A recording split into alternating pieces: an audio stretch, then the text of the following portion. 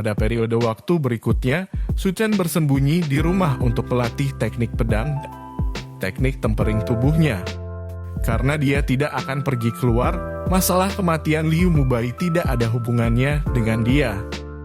Namun, kematian Liu Mubai menyebabkan keluarga Liu menjadi gila. Mereka mengerahkan semua kekuatan dalam keluarga untuk mencari petunjuk yang berguna dan keberadaan Shadow Assassin. Ada juga banyak kali ketika mereka bertarung dengan klan besar lainnya, dan banyak dari mereka bahkan kehilangan nyawa. Pada akhirnya, klan terbesar di pangkalan Taichu yang mengambil tindakan untuk menyelesaikan. 10 hari telah berlalu tetapi mereka masih belum menemukan keberadaan Shadow Assassin. Keluarga Liu menduga bahwa pembunuh bayangan ini pasti menggunakan uang itu untuk melarikan diri. Mungkin dia sudah meninggalkan pangkalan Taichu. Meskipun karunia belum dihapus, keluarga Liu tidak lagi memiliki harapan yang tinggi. Saat ini, Su Chen sudah memutuskan untuk meninggalkan pangkalan Taichu dan pergi mencari si pembunuh. Untuk meningkatkan kekuatannya dengan cepat, dia membutuhkan darah binatang buas yang cukup. Bahkan jika dia telah mencapai tingkat seorang seniman bela diri, dia masih membutuhkan sejumlah besar darah binatang buas. Oleh karena itu, satu-satunya cara adalah meninggalkan pangkalan dan pergi ke alam liar. Begitu dia pergi ke alam liar, dia tidak akan bisa kembali untuk waktu yang singkat. Oleh karena itu, Su Chen mengarang alasan dan memberitahu saudara perempuannya bahwa akademi akan membawanya untuk berkultivasi secara tertutup. Tidak ada kepastian kapan dia akan kembali. Su Chen membawa 2 bilah dan tanto hitam. Bilah hitam pendek ini hanya bisa digunakan saat tidak ada orang di sekitar.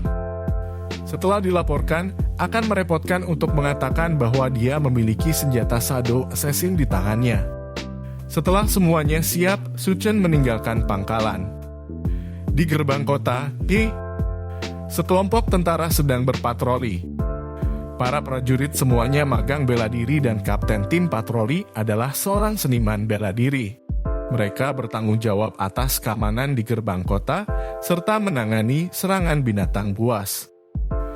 Jika mereka bisa menjadi tentara, mereka akan menerima subsidi yang cukup besar setiap tahun. Tapi risikonya juga sangat tinggi. Setiap tahun, sejumlah besar tentara akan mati, semuanya dibunuh oleh binatang buas. Setelah Su Chen meninggalkan gerbang kota, seorang prajurit melihat ke belakang dan menghela nafas. Dia terlihat seperti masih remaja, tapi dia ingin keluar sendiri. Anak-anak ini terlalu kekanak-kanakan. Menurut perkiraannya, anak ini tidak akan hidup lebih dari sehari.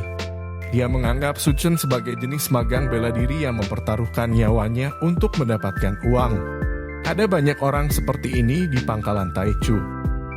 Jika mereka ingin mencari tubuh si pembunuh di alam liar, mereka dapat menghasilkan puluhan ribu yuan jika mereka menemukannya. Tentu saja, sebagian besar dari orang-orang putus asa yang memanfaatkan situasi ini meninggal. Area tertentu di luar pangkalan Taichu relatif aman. Binatang buas di sini telah dibunuh oleh seniman bela diri. Karena itu, Su Chen hanya bisa pergi ke tempat yang jauh. Tempat yang dia tuju disebut hutan Bloodthorn. 100 tahun yang lalu, hutan Bloodthorn hanyalah hutan kecil biasa. Namun, setelah bumi mulai mengalami perubahan besar, tempat ini menjadi hutan yang sangat luas. Ada pohon aneh yang tumbuh di sana yang disebut pohon Bloodthorn. Pohon Bloodthorn tingginya lebih dari 100 meter, mencapai langsung ke awan. Seluruh tubuhnya ditutupi dengan duri kecil yang tajam. Ada binatang buas di mana-mana di hutan Bloodthorn. Itu sangat berbahaya. Dikatakan bahwa ada binatang buas tingkat tinggi di kedalaman hutan Bloodthorn. Aku ingin tahu apakah itu benar. Sementara Su Chen sedang bergegas dalam perjalanan, dia melihat buku pegangan bergambar harta karun yang dia beli terakhir kali. Itu memiliki beberapa deskripsi tentang medan di dekat pangkalan Taichu. Binatang buas tingkat tinggi adalah keberadaan yang hanya bisa dihadapi oleh pejuang hebat. Bahkan prajurit elit hanya bisa lari untuk hidup mereka ketika mereka melihat mereka. Tentu saja, hal semacam ini tidak ada hubungannya dengan Su Chen. Dia hanya ingin membunuh beberapa binatang buas yang lemah di bagian terluar dari hutan Black Cahorn. Ini adalah kada lapis baja. Suchen melihat kada raksasa sepanjang 3 meter tidak jauh. Seluruh tubuhnya ditutupi baju besi yang sangat keras, seperti baja. Kekuatan kada lapis baja bukanlah sesuatu yang bisa dibandingkan dengan ular piton hijau besar. Dentang Thumb, kekuatan dan pertahanan kadal jenis ini sangat menakutkan. Dalam keadaan normal, bahkan seorang seniman bela diri tidak akan mampu menghadapinya. Suchen mengaktifkan bakat kecepatannya. Dengan kecepatan yang sangat cepat, dia menyerang kadal lapis baja itu. Dentang. Suara renyah terdengar. Suchen merasa seolah-olah bilah di tangannya telah mengenai pelat besi. Hanya ada tanda kecil di punggung kadal lapis baja dan pertahanannya tidak rusak sama sekali. Suchen menggaruk kepalanya tanpa daya. Kekuatannya hanya sekitar 800 jin dan dia bahkan belum menjadi ahli bela diri, jadi dia tidak bisa melukai kadal lapis baja itu sama sekali. Suchen mengeluarkan tanto hitam itu lagi. Bahan senjata ini jauh lebih baik. Setelah dia menyerang, dia hampir tidak bisa mematahkan sisik kadal lapis baja.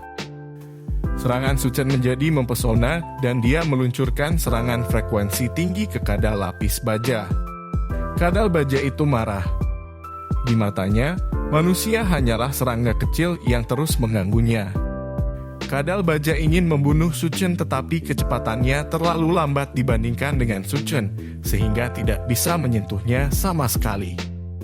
Suchen menyerang selama 5 menit.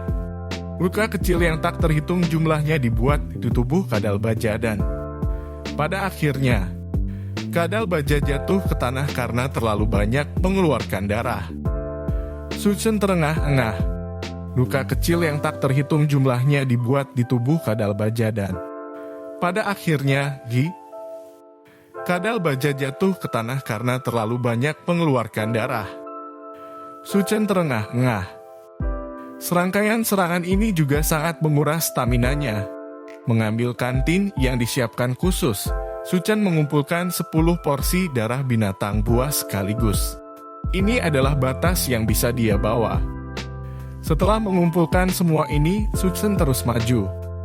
Setelah sekitar setengah hari, Suchen akhirnya tiba di dekat hutan Black Cahorn. Setelah tiba di sini, jumlah binatang buas jelas meningkat. Kanda kelompok binatang buas yang sangat berbahaya. Ketika dia bertemu dengan sekelompok pembunuh, Suchen hanya bisa menggunakan bakat bayangannya untuk bersembunyi. Jika dia ditemukan, dia pasti akan mati.